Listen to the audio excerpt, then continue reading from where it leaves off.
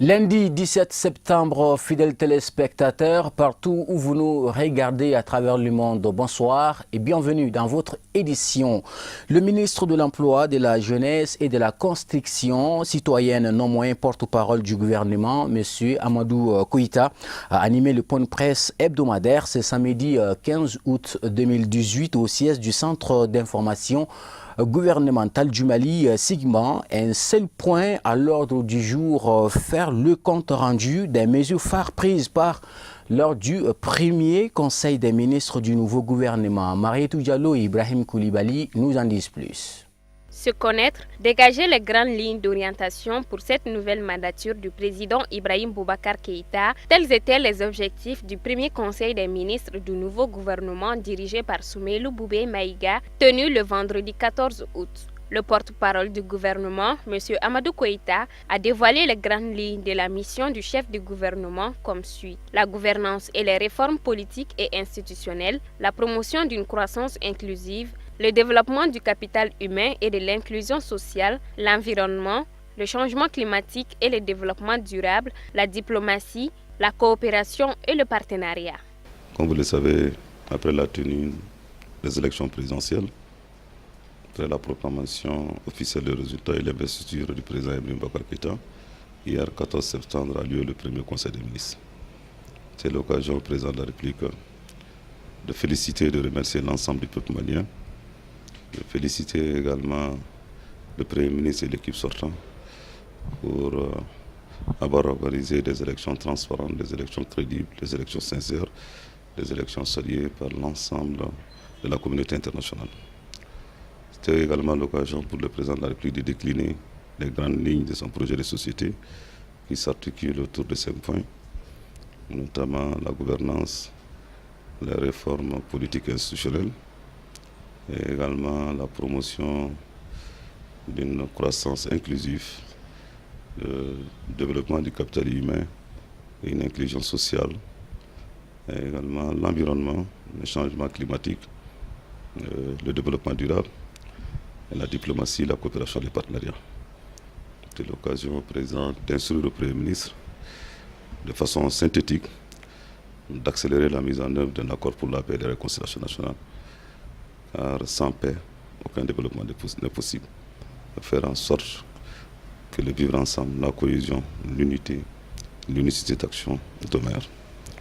Le président de la République a exhorté au Premier ministre et également à l'ensemble du gouvernement la pérennisation de 2 lois phares, la loi de programmation et d'orientation militaire et la loi de programmation sur la sécurité intérieure, lois qui nous ont permis aujourd'hui de reconstruire notre armée, de faire de nos forces armées de sécurité une armée républicaine, une armée professionnelle, une armée outillée, une armée encadrée et motivée.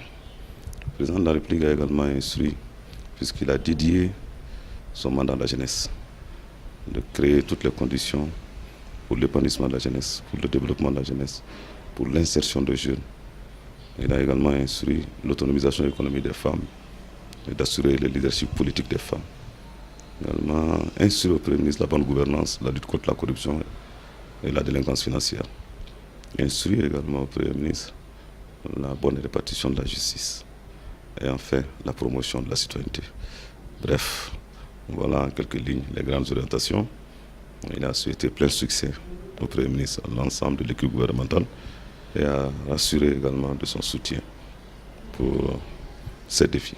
Pour finir, le ministre Koïta a remercié le président de la République pour la confiance placée au Premier ministre et en son équipe et plaise à Dieu, ils vont relever le défi et ils feront tout pour mettre en œuvre l'accord pour la paix et la réconciliation nationale du Mali, issu du processus d'Alger, a-t-il conclu.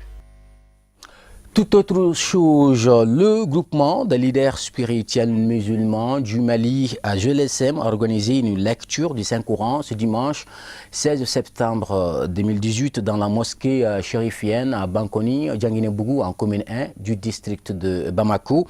Cette lecture intervient suite à l'enlèvement du président de l'ONG Al-Farouk, Cheikh Ibrahim Kontaou. Reportage Fatoumata Yahakane et Ibrahim Koulibaly avec la voix d'Al-Hamidou Badini.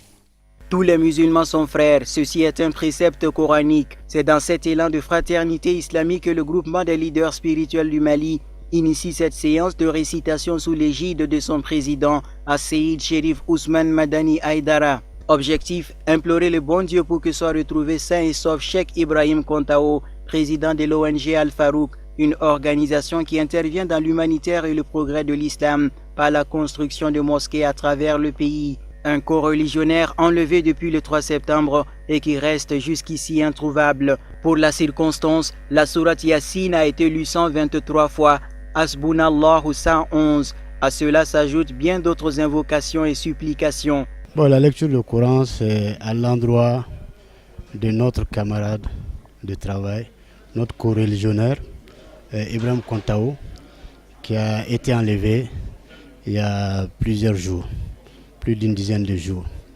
Donc les recherches sont en cours, les forces de l'ordre, c'est le lieu de les remercier, sont en plein travaux pour essayer de le faire revenir dans sa famille. Mais en même temps, comme tout religieux, nos armes, c'est l'invocation de Dieu, c'est la lecture du Coran, c'est les zikrs, la lecture de Yassine, la lecture de Hasbunallahu wa ni'mal wakil et de Kul Wallah. C'est ce qu'on a fait cet après-midi.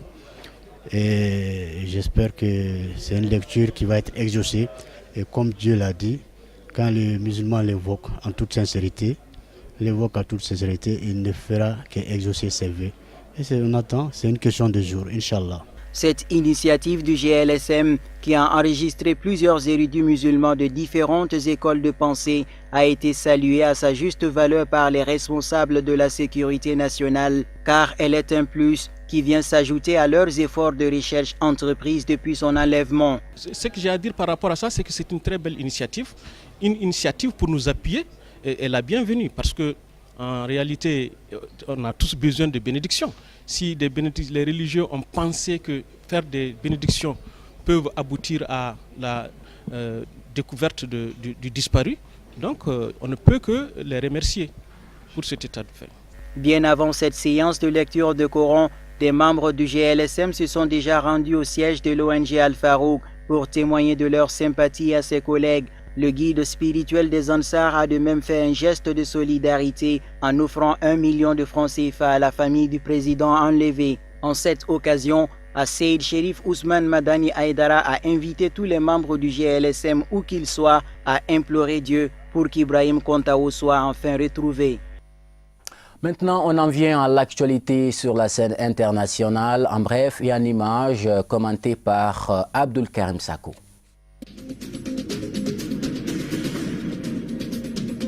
L'ex-chef de guerre et vice-président congolais Jean-Pierre Bemba, exclu de l'élection présidentielle en République démocratique du Congo, se déclare prêt à soutenir un candidat unique de l'opposition. S'il devait y avoir un appel au boycott des élections, ce ne serait pas ma décision personnelle, mais celle de l'opposition, a-t-il affirmé. Alors que la Cour pénale internationale doit se prononcer sur la peine à l'encontre de M. Bemba, condamné pour subornation de témoins. Cette condamnation par la CPI a été évoquée en RDC par la Commission électorale, puis la Cour constitutionnelle pour invalider sa candidature à la présidentielle. M. Bemba conteste que l'achat des témoins soit de la corruption. Dans le code pénal congolais, dit-il, la corruption et la subornation sont définies par des articles différents de la loi. M. Bemba a été acquitté en appel par la CPI d'une peine de 18 ans de prison pour crimes de guerre et contre l'humanité pour les exactions attribuées à sa milice à Centrafrique entre 2002 et 2003. Le parti du président Mohamed Ould Abdelaziz, l'Union pour la République IPR, qui avait remporté 67 des 131 sièges de députés pourvus au premier tour, le 1er septembre a raflé les 22 qui étaient encore en jeu samedi, a écrit le chef de cette formation, Sidi Mohamed Ould Maham, dans un tweet. Il s'assure ainsi une majorité absolue de 89 sièges sur les 157 à l'Assemblée nationale, les 4 restants réservés aux Mauritaniens de l'étranger devant être pourvus par un vote ultérieur des députés. En revanche, à Nouakchott, l'IPR a arraché le conseil régional avec environ 1 point de pourcentage devant le parti islamiste Tawassoul, à la tête d'une coalition de l'opposition radicale pour ce scrutin dans la capitale, a indiqué le porte-parole de la Commission électorale nationale indépendante CENI, Moustapha Sid El Mokhtar. Sur le plan municipal, le parti au pouvoir a remporté 6 des 9 communes de Nouakchott, améliorant ainsi sa position par rapport aux 5 qu'il détenait depuis 2013. Le Parlement européen a dénoncé vendredi 14 septembre des cas de violation des droits de l'homme en Ouganda. L'organisation appelle ainsi le régime de Museveni à respecter l'indépendance des institutions dont le Parlement. La résolution mentionnait spécifiquement les cas du musicien et député Bobi Wine poursuivi par la justice ougandaise pour trahison à la suite d'accrochages entre partisans de l'opposition et fanatiques du pouvoir lors de la campagne pour une législative partielle au nord du pays. La résolution note également avec inquiétude que des journalistes couvrant les récentes manifestations politiques et les émeutes ont été battus et appelle les forces de sécurité ougandaises à faire preuve de retenue. Bobi Wine se trouve aux États-Unis où il subit des soins intensifs dans le dessein de guérir de la douleur engendrée par des sévices corporels dont il aurait été victime, ce que nie le gouvernement. Au moins 8 civils ont été tués dans la nuit de vendredi à samedi dans une attaque visant des localités de l'est du Burkina où des djihadistes agissent depuis quelques mois à l'est du pays. Selon une source sécuritaire, la première attaque a visé un leader religieux et ses co-religionnaires. 5 d'entre eux ont été tués. Il n'est pas exclu que ce soit des attaques ciblées, mais encore faudrait-il déterminer les raisons de tels actes sur des populations, souligne la source. Le Nigeria doit faire en sorte que les procès des membres présumés du groupe djihadiste Boko Haram répondent aux normes internationales, a demandé l'ONG de défense des droits de l'homme Human Rights Watch, qui s'inquiète des procédures judiciaires et des périodes de détention prolongées des accusés. Les procès de 1669 suspects, dont certains étaient détenus depuis plusieurs années, ont débuté en octobre 2017 devant des tribunaux civils mis en place dans une base militaire dans l'ouest du Nigeria. Les procédures se sont déroulées à huis clos et les médias ainsi que le public ont été interdits d'accès. En juillet, plus de 200 accusés ont été jugés lors de procès expéditifs. Au total, 113 personnes ont été reconnues coupables et condamnées pour appartenance à Boko Haram et pour avoir participé à des actes de terrorisme. Un des responsables reconnu coupable a été condamné à 20 ans de prison pour l'enlèvement massif de plus de 200 lycéens de la ville de Chibok dans le nord-est du pays en 2014.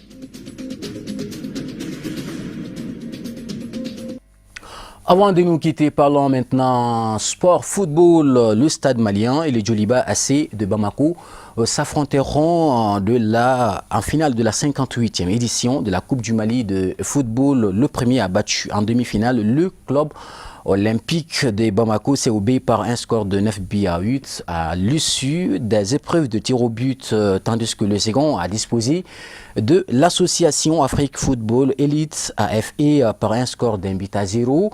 Ces rencontres se sont discutées le samedi 15 et le dimanche 16 septembre 2018 au stade Omnisport Modibo Keïta. Youssouf Koulibaly et Abdoulaye Sogodogo y étaient. Suivons leur reportage. C'est sous une tension électrique que le Stade malien de Bamako s'est qualifié en finale de la 58e édition de la Coupe du Mali de football.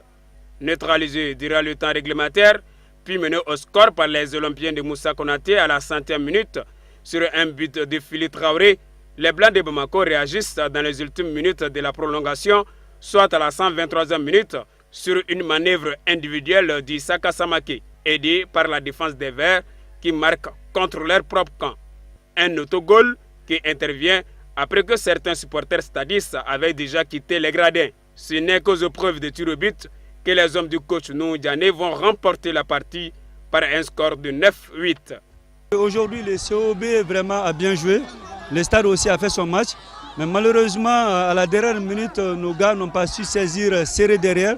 Et le Stade a profité d'un mauvais placement pour égaliser. Et ensuite, les tirs au but, comme vous le savez, c'est une question de sens. C'est une question de sens. On a travaillé à l'entraînement. Mais malheureusement, cette année encore, on tombe au tir au but. L'année dernière, c'était le même cas. Donc, il va encore falloir chercher à savoir là où il y a le mal pour essayer de corriger ça. Beaucoup de regrets, beaucoup de regrets. Vous-même, vous avez vu, l'équipe de COB était vraiment bien en place. Et on a vraiment dominé le match. On pouvait vraiment se qualifier. On pouvait se qualifier. J'ai ce sentiment-là qu'on pouvait se qualifier. Mais malheureusement, ça n'a pas marché. Ça n'a pas marché. Donc, il faut prendre comme ça, féliciter le SAD et puis continuer de travailler. Non, mais on fait une très bonne première mi-temps. Je pense qu'en deuxième mi-temps, c'est le COB qui a joué. Hein. Ça, c'est une réalité. C'est palpable. Après, on fait des remplacements qui ne donnent rien en réalité. Et c'est ça qui est grave. Et c'est en football de haut niveau, c'est ça qui est très très grave. Parce qu'on fait rentrer des joueurs qui ne répondent pas aux attentes. Et ça, c'est très grave. Donc à ce niveau, on ne peut pas voir ça. C'est ça ma déception. On a fait une très bonne première mi-temps. En deuxième mi-temps, pratiquement, on a eu énormément de problèmes parce que c'est le Sobé qui avait le ballon. Et après, c'est eux qui ont marqué le but. Mais par la suite, je pense qu'on a essayé de tout donner et les joueurs ont tout donné pour qu'on puisse revenir au score. De façon globale, je pense que ce match-là, comme je l'ai dit au départ, c'était 50-50. Le stade, en grande partie, a été éliminé plusieurs fois par cette même équipe, les Sobé. Et on savait que c'était un adversaire vraiment costaud et qu'il fallait les prendre au sérieux. La seconde demi-finale opposait le club de deuxième division malien, l'association Afrique Football Elite en vert, au Djoliba Athletic Club de Bamako en rouge. Cette équipe de l'AFE avait écarté certains ténors de la place, tels que le 16 Dougoulon-Vla de Koulikoro et l'As Real de Bamako, voulaient rééditer les mêmes exploits face aux rouges de Heremakono. Mais c'était sans compter sur la détermination des hommes de Fanyeri Diara. Rentrés en cours du jeu, en lieu et place de David Ekwa Nabissouma, sur le flanc droit du stade Modibo Keïta, dresse un centre à la 85e minute pour la tête bien ajustée de Mohamed Nyapeke Sissé. 1-0. C'est le score final entre Djoliba Athletic Club de Bamako et l'association Afrique Football Elite. Cette qualification est synonyme d'une place en compétition africaine. Il s'agira désormais de redéfinir le genre, puisque notre pays ne dispose que de 2 places désormais.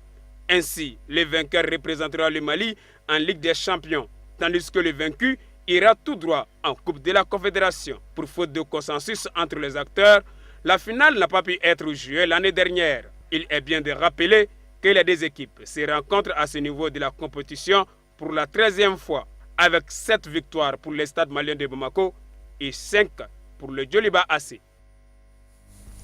Sport toujours, les Aiglonnais du Mali ont été éliminés en phase éliminatoire. IFOA, zone A, par le Sili national de la Guinée-Conakry par le score de 5-4 à l'issue des tirs au but. Issouf Koulibaly. Les Aiglonnais ne pourront même pas défendre leur couronne l'année prochaine lors de l'édition 2019 en Tanzanie. Ce dimanche, la Guinée a en effet barré la route des Maliens en demi-finale du tournoi qualificatif de la zone IFOA en s'imposant au tir au but 5-4 après une parité de 2-2 durant les temps réglementaires. Un dénouement logique puisque le Sili Cadet a été en tête à 2 reprises grâce à Momo Fadje Touré 8e minute puis Bouakar Konté à la 75e minute. Mais il s'est à chaque fois fait rejoindre sur des buts maliens d'Issoufou Maïga puis de Saïba Dabo. Avec plus de réalisme, la Guinée aurait même pu s'épargner les tirs au but. Pour rappel, seuls les 2 finalistes de ce tournoi régional se qualifiaient pour la phase finale de la CAN U17. La Guinée accompagnera donc le Sénégal, vainqueur du Cap-Vert par un score de 6-0. Voilà, ainsi se termine votre journal de ce lundi 17 septembre 2018. Merci à vous de l'avoir suivi. Comme tous les lundis, vous retrouverez Ousmane Sogoré dans moins de 2 heures dans le journal en Bamanankan. Quant à moi, je vous retrouve demain avec le même plaisir. Bonne soirée.